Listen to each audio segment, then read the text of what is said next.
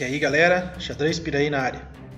No vídeo de hoje vamos falar um pouquinho sobre o Festival dos Jogos de Mesa, que aconteceu em Castro no dia 28 de maio de 1995. Foi o primeiro campeonato que eu saí jogar fora aqui do município de Piraí do Sul.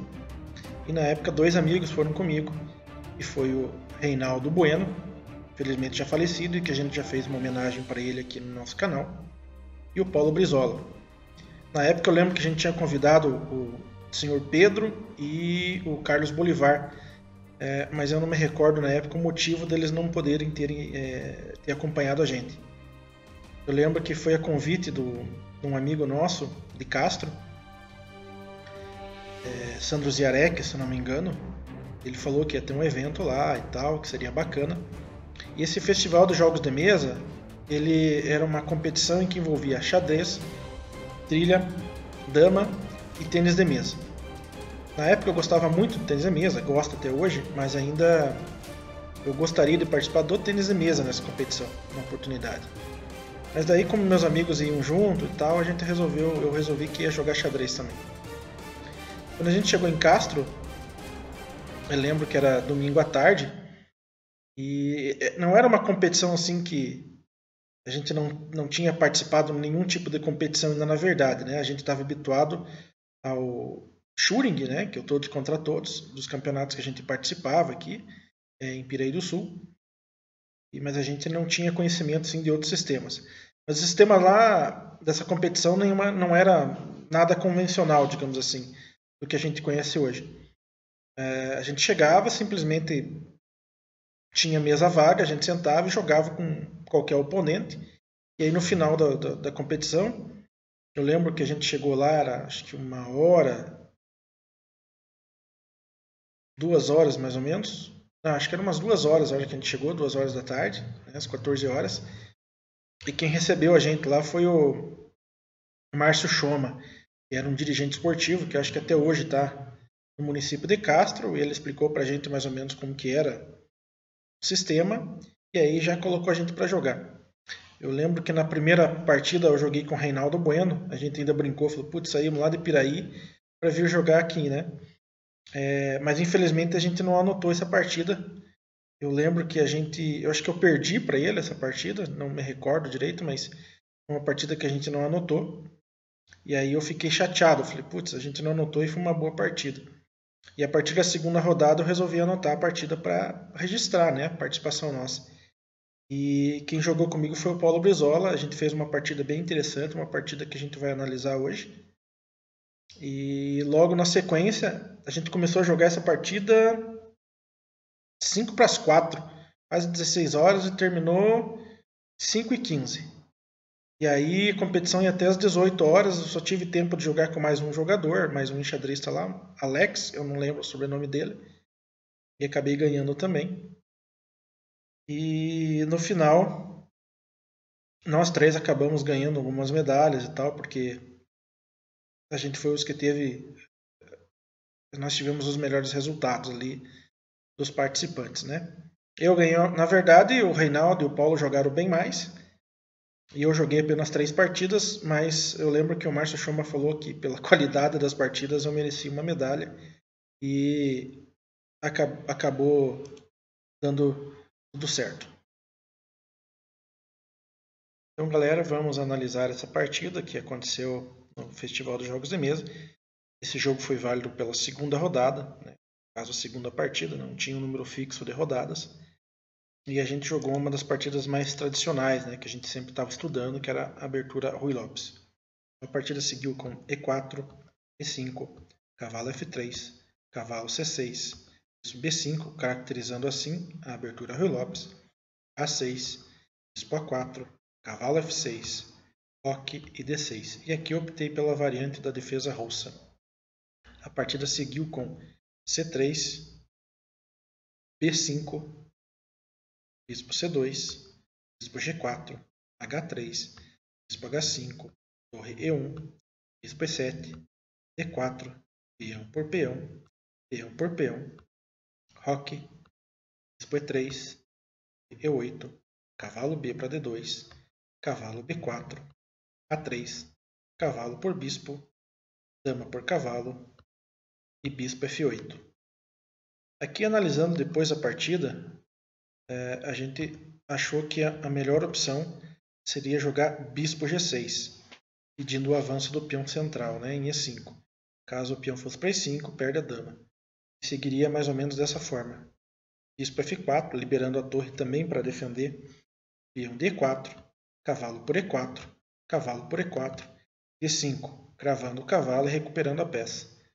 E aqui seguiria com cavalo E5, bispo por cavalo, dama B3. Outra possibilidade também, ao invés de bispo C8, poderia ser C5, D por C5, por C5, bispo por C5 e dama C7 também cravando o bispo. Mas a partida seguiu com bispo F8, e aí depois o Paulo jogou E5, peão por peão, peão por peão, cavalo D7, bispo G5, bispo E7, bispo por bispo, torre por bispo, cavalo G5, e aí liberou. E aí um ataque interessante, né? O cavalo G5, e a dama também está atacando o ponto de H7. Tive que jogar bispo G6 para defender, C3, torre C8, E6, cavalo para F6. Aqui também poderia ser jogado peão por peão, ou ainda seguindo com cavalo D para F3, ou ainda torre por peão, torre por torre, cavalo E6 e dama E7. Depois de cavalo F6, peão por peão, cheque, bispo por peão, cavalo por bispo, torre por cavalo, cavalo F3, torre E7, cavalo G5, torre E1.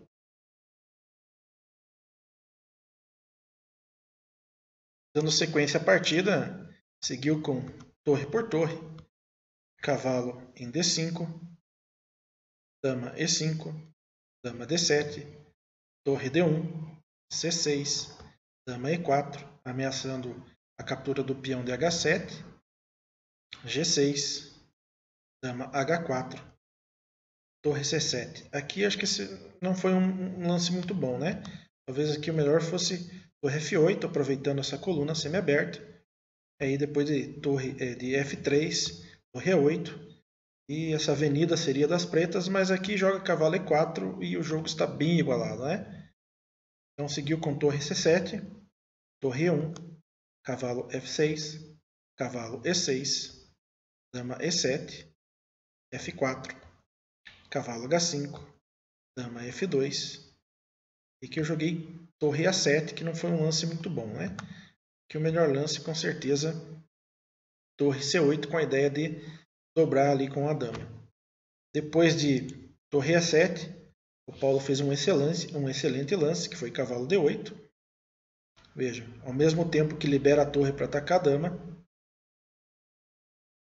está atacando a minha torre de A7. Então aqui, cavalo D8 foi um lance bem interessante. Aqui, se por acaso, dama por cavalo, dama por torre. E aqui, logicamente, as brancas estão bem melhores, né? Mas então, depois de cavalo D8, eu joguei cavalo D7, cavalo por peão, e eu novamente não posso capturar. Se por acaso eu capturar o cavalo, eu perco a qualidade, né? Ele captura a minha torre. E aqui, depois de torre C7, o Paulo cometeu um deslize, e aí dizem que a sorte nem sempre está presente no jogo, mas nessa partida a sorte está do meu lado, porque aqui eu acho que as brancas estão numa situação melhor. O Paulo jogou torre E7. A torre está defendida pelo cavalo, mas o que está defendendo o cavalo? Não tem nada, né? Talvez aqui o melhor lance fosse cavalo para E5, dama C8, e aqui as brancas estão um pouquinho melhor, né? Mas torre E7 realmente é um lance crucial para que as pretas virassem o jogo. Aqui, dama por cavalo, torre por torre, G3, G5. A ideia de G5 é, se por acaso, peão por peão. E aí eu simplifico tudo, né? Dama por peão, cheque, dama por dama. E cavalo por dama, e aí eu tô, logicamente, com o jogo ganho. Então, depois de G5, jogou-se dama G2, D8. Aqui acredito que ainda peão por peão fosse melhor. Uma sequência de cheques, mas aqui totalmente defendido. Mas as pretas estariam muito melhores aqui também. Depois de dama D8, peão por peão, dama por peão, dama A8 cheque, rei G7, dama B7 cheque, rei H6, dama por peão cheque, cavalo F6, rei G2. Aqui, logicamente, dama D2 é melhor, com rei para F3 e dama por peão, defendendo também o cavalo de F6. Aqui eu joguei rei G6, H4, dama D2, H3, dama por peão, dama D6, dama E2, dama F4, dama E6 cheque, G4, H5, cravando o peão, né? Não pode ser capturado, e nem passar a ameaçar o cavalo. Dama G5, rei para F7, dama por peão, e aqui o Paulo abandonou a partida. Bem, gente, então é isso. Essa partida foi bem interessante. A gente demorou 1h20, 1h15 jogando essa partida. E por esse motivo eu consegui jogar poucas partidas, né? Joguei com o Reinaldo, com o Paulo e com mais um jogador. Só fazendo uma retificação aqui, eu tinha informado no começo do vídeo que foi o Sanoziarek que nos avisou dessa competição, mas não. Foi uma divulgação que a Secretaria de Esportes de Castro fez aqui em Piraí, colocou alguns cartazes em alguns pontos estratégicos na cidade, e ali a gente acabou tomando conhecimento. Eu acabei lembrando disso durante a edição do vídeo. Ok? Então, muito obrigado pela audiência. Façam sua inscrição em nosso canal, por gentileza. Ativem os sininhos das notificações, deixem o seu like. Sigam a gente nas nossas redes sociais. E até a próxima. Fui!